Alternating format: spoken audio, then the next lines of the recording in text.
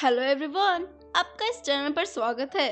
और आज हम ओनली जस्ट मैरिड का पार्ट 3 सुनने वाले हैं। तो चलो शुरू करते हैं। अकीहा को पता चल जाता है कि शू मिहारू को पसंद करता है, तो वो कंफर्म करने के लिए शू से पूछ लेती है।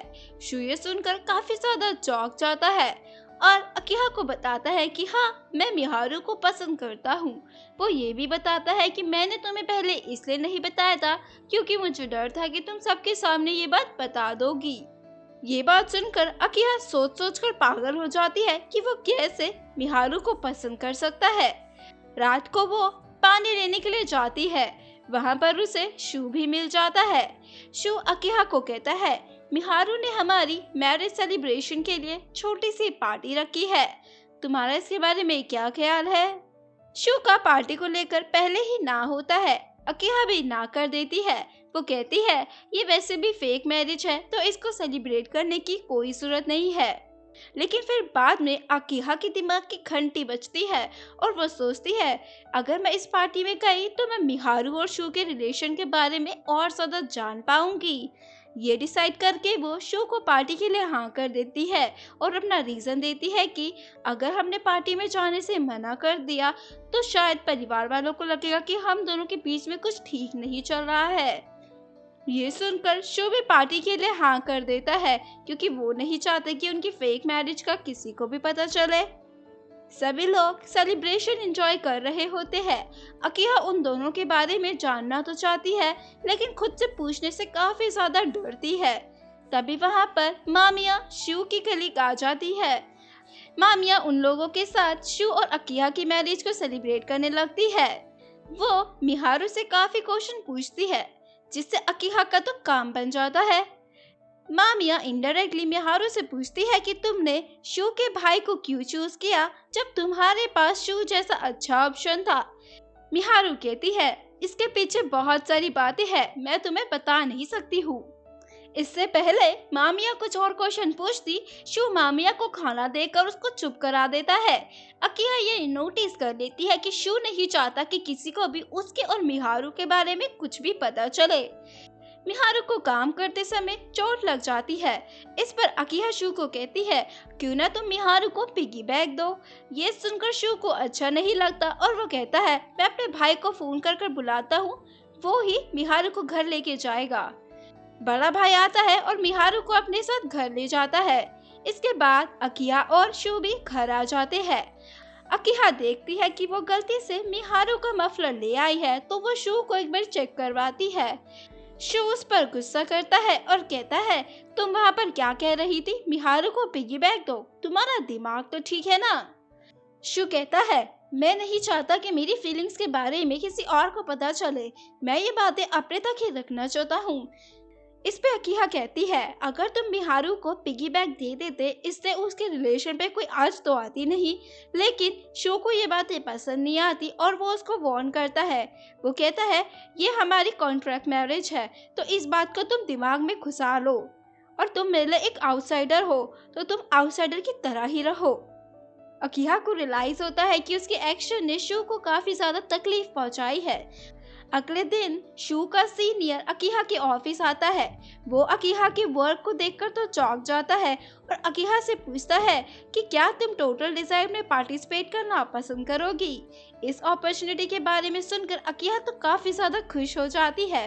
वो सीनियर से पूछती है, क्या मुझे ही प्रेजेंटेशन देनी होगी? सीनियर कहता है, नहीं नहीं, तुम्हें उसकी टेंशन लेने की कोई जरूरत नहीं है, उसके लिए मैं हाजिर हूँ। अकीहा डाइनिंग टेबल पर काम करने के लिए जाती है।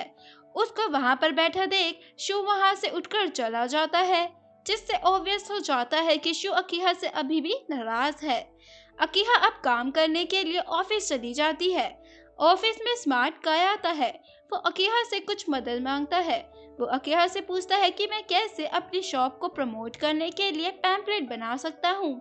अकीहा उसकी क्यूटनेस को देखकर कहती है, काश मुझे भी पता होता कि मदद कैसे मांगी जाती है।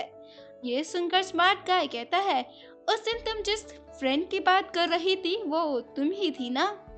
अकीहा उसकी बात सुनकर चौंक जाती है कि इसको कैसे पता चला, और फिर उसको वो सारी बात बताती है। शू मिहारू को स्कार्फ वापस करने के लिए जाता है। इसके साथ साथ वो उसके लिए उसकी फेवरेट पेस्ट्री भी लेके जाता है। लेकिन जैसे ही वो शॉप में जाता है, वो देखता है कि उसका बड़ा भाई भी सेम पेस्ट्री मिहारू के लिए लेके आया है। तो वो स्कार्फ को टेबल पे रखकर ही बिना मिहारू से मिले चला जाता है।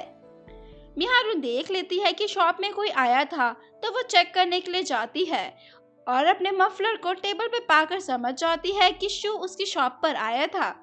इसके बाद शू अकीहा की ग्रैंडमा से मिलने के लिए चला जाता है। वो स्वीट्स को ग्रैंडमा को दे देता है। ग्रैंडमा उससे अकीहा के बारे में पूछती है। तब शू कहता है कि वो अभी घर पर काम कर रही है। ग्रैंडमा कहती है अकीहा हमेशा से ही वर्कहोलिक है। शू कहता है हम दोनों ने शादी एक दूसरे को बिना जाने ही कर ली। इस पर ग्रैंडमा कहती है तो इसमें दुखी होने की क्या बात है? अगर तुम सब कुछ ही अपने पार्टनर के बारे में जान लोगे तो शादी करने की क्या जरूरत है? ग्रैंडमा की बातें सुनकर शू को लगता है कि उसे अकीहा के बारे में और जानने की जरूरत है। स्मार्ट गाय और अकीहा घर जा रहे होते हैं। वो अकीहा को उदास देखकर उसे हक कर देता है। ये सब कुछ शू देख लेता है। अकीहा शू को देखकर घबरा जाती है और स्मार्ट गाय को शू से इंट्रोड्यूस करवाती है। घर जाकर अकीहा शू को बहुत समझाती है। वो कहती है रोड पर जो तुमने देखा वो फ्रेंडशिप वाला हग था। शू कहता है फ्रेंडशिप वाला हग? ये कॉन्सेप्ट शू के लिए थोड़ा नया होता है। अकीहा सोचने लगती है कि वो क्यों शू को इतना समझा रही है।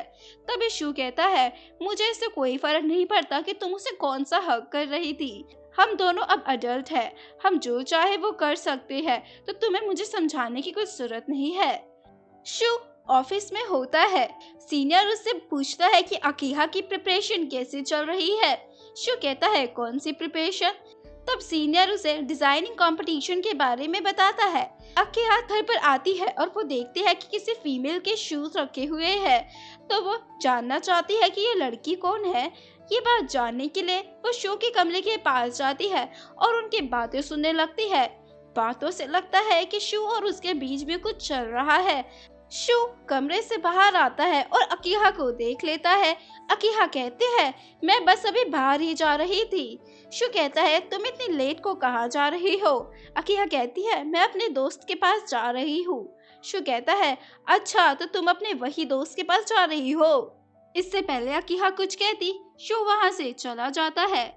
अकीहा शू की बात से गुस्सा होती है और बेसबॉल खेलने के लिए चली जाती है। खेलते हुए वो खुद से ही बात करने लगती है और मामिया ये सारी बातें सुन लेती है। मामिया अकीहा को कहती है तुम अपने फेक हस्बैंड को पसंद करने लगी हो ना?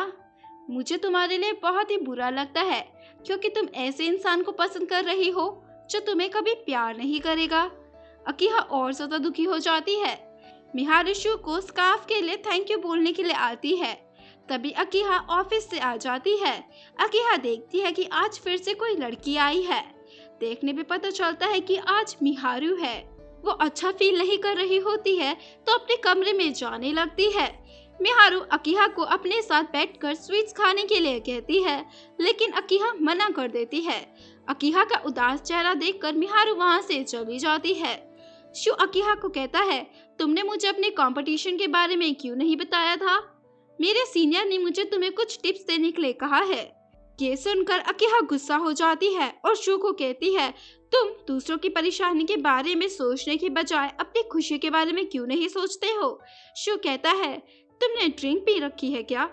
अकीहा मना कर देती है और कहती है तुम अपनी फीलिंग्स के बारे में बता क्यों नहीं देते हो? शू कहता है मेरी चीजें मैं अपने हिसाब से ही करूँगा।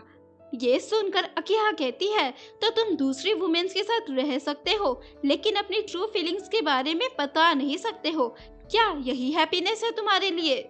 शू कहता है ये मेरी लाइफ है तो मैं डिसाइड करूंगा कि मेरी हैप्पीनेस किस में है। कंपटीशन का दिन आता है। सीनियर उसी दिन बीमार पड़ जाता है जिस कारण वो अकीहा की मदद नहीं कर पाता। तो अकीहा को खुद ही प्रेजेंटेशन देनी पड़ती है।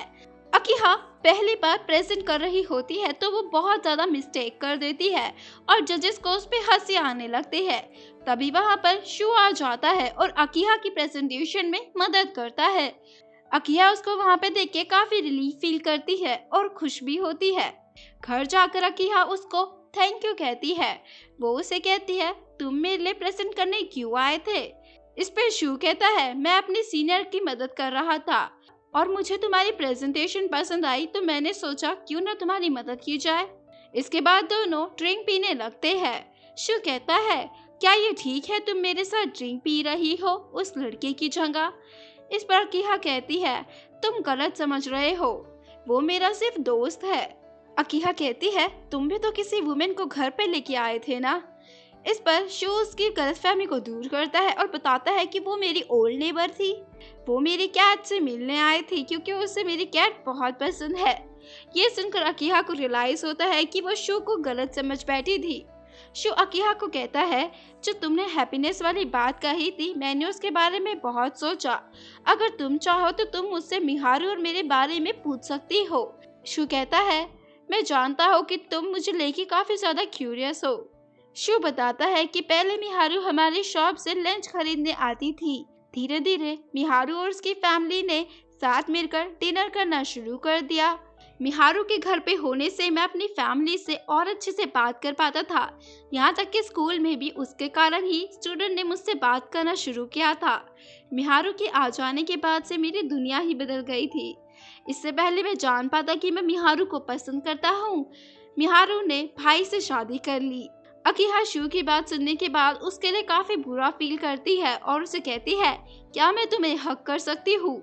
शू कहता है, क्या ये फ्रेंडशिप वाला हग है? अकीहा इसका आंसर नहीं दे पाती है क्योंकि ये लव वाला हग होता है और वो जानती है कि उसके लिए अब फ्रेंडशिप वाला हग करना मुमकिन नहीं है। इसी के साथ हमारे पार्ट 3 की एंडिंग होती है। आगे के पार्ट को देखने के लिए बने रहे। Thank you for watching.